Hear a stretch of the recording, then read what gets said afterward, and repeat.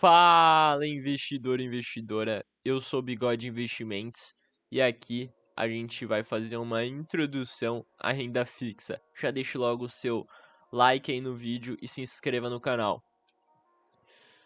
Quando a gente vai fazer uma introdução à renda fixa, a gente tem logo três tipos de investimentos em renda fixa: emissões bancárias, títulos públicos, que é tesouro direto, e os créditos privados. E a gente vai abordar nesse vídeo cada um deles. Em emissões bancárias, a gente tem o CDB, que é um certificado de depósito bancário. Tá? O que é um CDB? É um tipo de investimento, ou seja, um título de dívida emitido por instituições financeiras.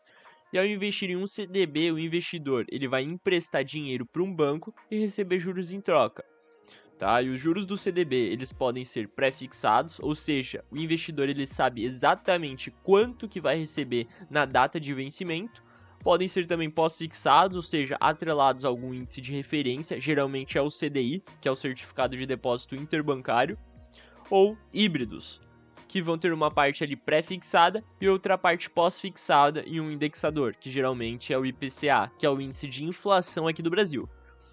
Bom, os CDBs eles são considerados investimentos de baixo risco, mas a gente sempre tem que ver quem é o emissor do título. Por quê? Porque alguns bancos são mais confiáveis que outros. Então a gente tem que se atentar a alguns indicadores, por exemplo, o índice de Basileia. Tá? É um dos diversos indicadores que a gente tem que olhar de um banco antes de estar fazendo essa compra de um CDB. Tá? Bom, eles contam com o FGC, que protege o investidor em caso de falência da instituição financeira emissora. Logo mais para frente aqui do vídeo, eu vou estar abordando um pouco mais sobre o que é o FGC e como que ele funciona, beleza? Bom, a gente tem o RDB também, que é bem semelhante ao CDB. Ele é o Recibo de Depósito Bancário. Ele é um tipo de investimento, um título de dívida emitido por instituições financeiras também. É a mesma coisa basicamente do CDB, só que ele não pode fazer resgate antecipado, tá? Bom, a gente tem também a letra financeira. E o que é uma letra financeira, tá? A letra financeira ele é um título de dívida emitido por instituições financeiras. E ao investir em uma letra financeira, o investidor vai emprestar dinheiro para um banco e receber juros em troca. O prazo mínimo aqui é de 24 meses nesse tipo de aplicação. E o IR, o imposto de renda, portanto, vai ser de 15%. Tá? Os juros da letra financeira é igual ao dos outros títulos, beleza? No caso, a gente tem pré, pós e os híbridos. A letra financeira também é considerada um investimento de baixo risco, só que com mais risco do que, por exemplo, um CDB, um RDB, uma LCI, uma LCA. Por quê? Porque esse caso, a letra financeira, ela não conta com o FGC. Agora, na letra de câmbio, tá? O que é uma letra de câmbio? É um título de crédito, né, de dívida emitido por financeiras ou empresas de crédito para captar recursos junto a investidores, tá? É uma forma de empréstimo em que o investidor ele empresta dinheiro à financeira e recebe esses juros em troca. Os juros da LC, que é a letra de câmbio, eles podem ser pré, pós ou híbridos, iguais aos outros títulos, tá? A letra de câmbio é considerado um investimento de baixo risco, mas sempre se atentando quem é o emissor do título. Alguns bancos sempre vai ter um que vai ser mais confiável que outro. E nesse caso, diferente da letra financeira, a letra de câmbio ela possui o FGC, beleza? Agora vamos na LCA, que é a letra de crédito do agronegócio. O que é uma LCA? O investimento de renda fixa emitido por instituições financeiras, só que para financiar o setor do agronegócio. Ou seja, você vai emprestar o seu dinheiro para uma instituição financeira e ela vai estar financiando o setor do agronegócio. Então, neste caso, a LCA, assim como a LCI, ela é isenta de imposto de renda, tá? Para pessoa física. Os juros da LCA é igual aos outros títulos ali de renda fixa, pós, pré, híbrido. E as LCAs também são consideradas investimentos de baixo risco, só que nesse caso ela tem uma carência, tá?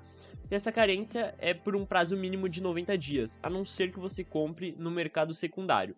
E também conta com FGC. A letra de crédito imobiliário é exatamente igual à LCA, só que dessa vez vai ser para financiar o setor imobiliário, em vez do setor do agronegócio. Bom, também isenta do imposto de renda, e os juros vão ser da mesma forma, tanto pré, pós ou híbrido. As LCI são consideradas também investimentos de baixo risco e tem também essa questão da carência por um prazo mínimo de 90 dias, e contando com o FGC. Vamos agora para o Tesouro Direto, tá? Que são os títulos emitidos pelo governo. Começando pela LTN, que é a Letra do Tesouro Nacional. A Letra do Tesouro Nacional é um título público emitido pelo Tesouro Nacional para captar recursos financeiros para o governo. A rentabilidade da LTN ela é definida no momento da compra, sendo o investidor remunerado com juros pré-fixados que são estabelecidos no momento da emissão do título, remunerado apenas no vencimento.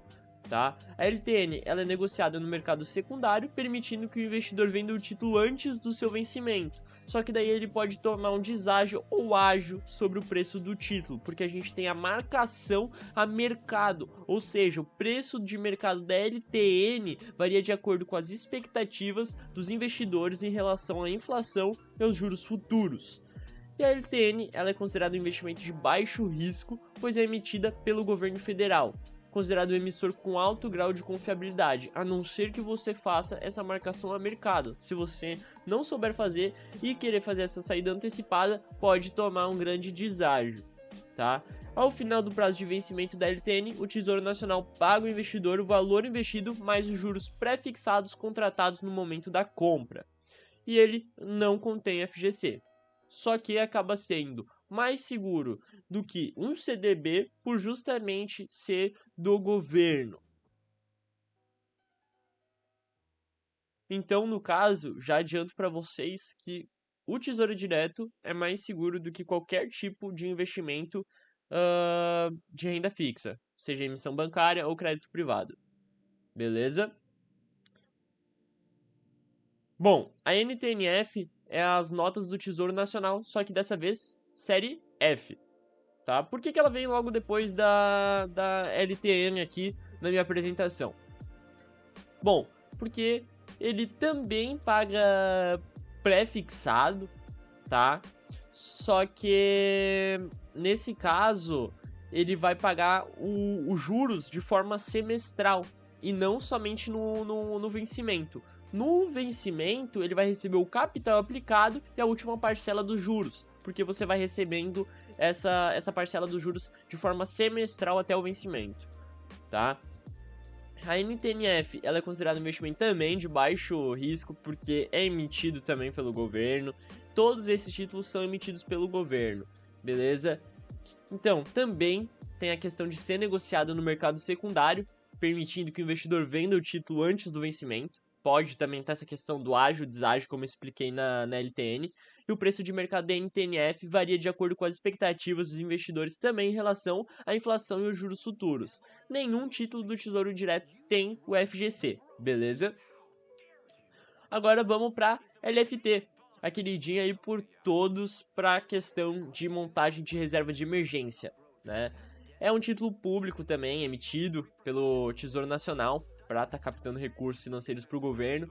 E a sigla de LFT é Letra Financeira do Tesouro, ou também conhecida como Tesouro Selic, né, por ter a sua rentabilidade vinculada à taxa Selic, que é a taxa básica de juros da economia brasileira. Ou seja, o ativo é pós-fixado na taxa Selic, ele vai acompanhar o quanto a taxa Selic está rendendo. Beleza? E a rentabilidade da LFT é diária e acompanha a variação da taxa Selic, sendo pós-fixado, o que significa que o investidor receberá os juros de acordo com a variação da taxa proporcionalmente ao tempo que ele ficar com o título. A LFT é considerada um investimento de baixo risco, pois é emitido pelo governo e pode ser uma opção bem interessante para quem busca segurança e liquidez em seus investimentos, além de uma rentabilidade acima da poupança e de outros investimentos de baixo risco, perfeito para reserva de emergência, justamente pela questão ali da liquidez diária.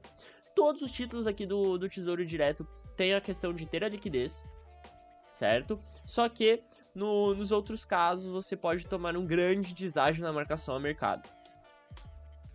Agora na NTNB, que é a nota do Tesouro Nacional Série B, a gente tem a NTNB e a NTNB principal. Eu vou falar das duas e as diferenças.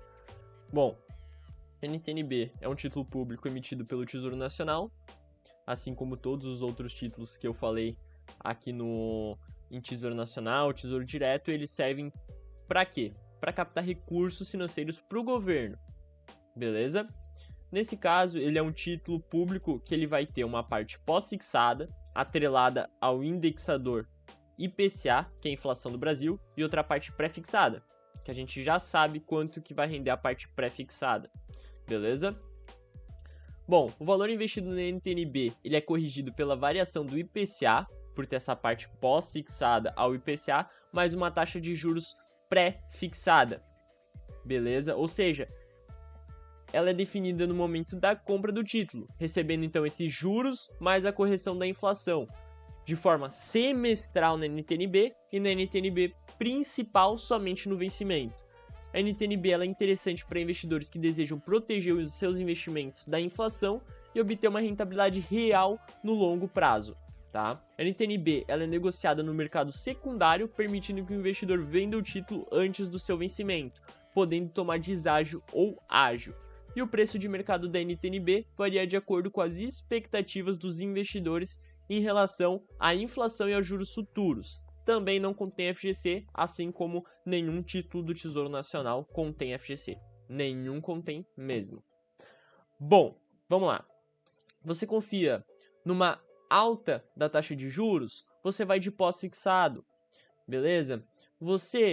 A gente olha, tem uma inflação implícita maior do que as expectativas de mercado no Boletim Focus, beleza? Você confia que a inflação implícita vai cair? Você toma o pré-fixado. Você confia que a inflação implícita vai subir? Você vai tomar o IPCA, beleza? Agora, a inflação implícita, como eu falei, ela está maior do que as expectativas de Boletim Focus. Se você confia no Focus, basicamente você vai tomar o pré-fixado. Se você confia na inflação implícita, você vai tomar o IPCA. Beleza? Bom, agora a gente entra já na parte do crédito privado, beleza? Começando pelo CRI, que é o Certificado de Recebível Imobiliário. Ele é emitido por uma securitizadora que representa uma fração de um conjunto de recebíveis imobiliários, como aluguéis, venda de imóveis ou parcelas de financiamentos imobiliários. Então a securitizadora ela adquire esses recebíveis de empresas que atuam no mercado imobiliário, como construtoras, incorporadoras e administradoras de imóveis. A empresa que emite o CRI recebe esse recurso antecipadamente, o que permite que ela tenha mais capital para investir em novos projetos, e os CRIs são considerados investimentos de renda fixa, já que oferece uma taxa de juros pré-fixada, pós-fixada ou híbrido, parte pré-fixada e pós-fixada em algum indexador, como o IPCA, definido no momento da emissão do título. O CRI ele pode ser uma opção bem interessante para investidores que buscam diversificar as suas carteiras e obter uma rentabilidade mais elevada do que a oferecida por outros investimentos de renda fixa. No entanto, é importante lembrar que todo investimento envolve riscos e é necessário avaliar cuidadosamente as características do título antes de investir. E sempre olhar também quem que é a empresa que está emitindo esse título, tá? Bom, esse título também é negociado no mercado secundário, então ele permite também você fazer essa marcação a mercado, tá? E também vai variar ali de acordo com as expectativas dos investidores em relação à inflação e aos juros futuros, o preço de mercado do CRI. Bom, O risco aqui é o de crédito, como em qualquer investimento em título de dívida, ao risco de crédito, ou seja, o risco de a empresa emissora não honrar o pagamento do principal e dos juros. Ele é isento do imposto de renda para pessoa física e não contém o FGC. O CRA é a mesma coisa, só que dessa vez vai ser a questão do agronegócio, tá? Como a venda de produtos agropecuários, grãos, animais. Então, a securitizadora vai adquirir os recebíveis, só que de empresas que atuam no mercado agropecuário, como produtores rurais, cooperativas e tradings, tá? É basicamente a mesma coisa do que o CRI, só que, como eu falei, CRI vai para imóvel, CRA vai para agro. Também isenta do imposto de renda para pessoa física e também não contém o FGC. Vamos falar agora da debênture incentivada e vocês vão entender o porquê incentivada, tá? A debênture ela é emitida por sociedades anônimas de capital aberto ou fechado, só que a gente só tem acesso aos títulos que são emitidos pela de capital aberto, ou seja, pelas que possuem ações em bolsa. Foca em projetos de infraestrutura, ou seja, as empresas que emitem debêntures incentivadas, elas devem destinar os recursos captados para projetos de infraestrutura, como rodovias, ferrovias, portos, aeroportos, entre outros. O prazo de vencimento geralmente é mais longo, podendo chegar até décadas nesse tipo de investimento, e a rentabilidade desses títulos é igual aos outros títulos de renda fixa, podendo ser pré-fixado, pós-fixado ou híbrido. Risco de crédito, como em qualquer investimento em títulos de dívida, há o risco de crédito, ou seja, o risco de a empresa emissora não honrar o pagamento do principal e dos juros, e a debênture é negociada também no mercado secundário. Tá? O preço de mercado da debênture ela vai variar de acordo com as expectativas dos investidores em relação à inflação e aos juros futuros, e também isenta do imposto de renda, por ser incentivada. Não contém FGC. E agora a debênture normal. Bom, o que é uma debênture? A mesma coisa do que a outra, só que dessa vez não incentivada. Ou seja, não oferece nenhum tipo de incentivo fiscal para os investidores. Então é a mesma coisa da debênture incentivada, só que dessa vez não é isenta do imposto de renda, tá? E também não contém o FGC. Agora a gente vai falar um pouco sobre quais que são os riscos da renda fixa, tá? Em resumo, a gente tem 3 riscos. O risco de mercado, que se refere então às flutuações do mercado financeiro, ou seja, o risco de você basicamente comprar o título caro e tem que vender barato. Basicamente isso. Beleza? O risco de crédito, que se refere à inadimplência ou incapacidade de pagamento de outra parte. E lembrando, tá? O risco de mercado, ele também se refere a, por exemplo, você comprar digamos, R$5 e no caso o preço cair a 3, justamente ali por conta da marcação a mercado. Esses são os riscos de mercado. É justamente o que eu falei aqui para vocês, essas flutuações de preço. E como eu vinha dizendo, então risco de crédito é essa inadimplência ou incapacidade de pagar, ou seja, a empresa não conseguir pagar essa dívida.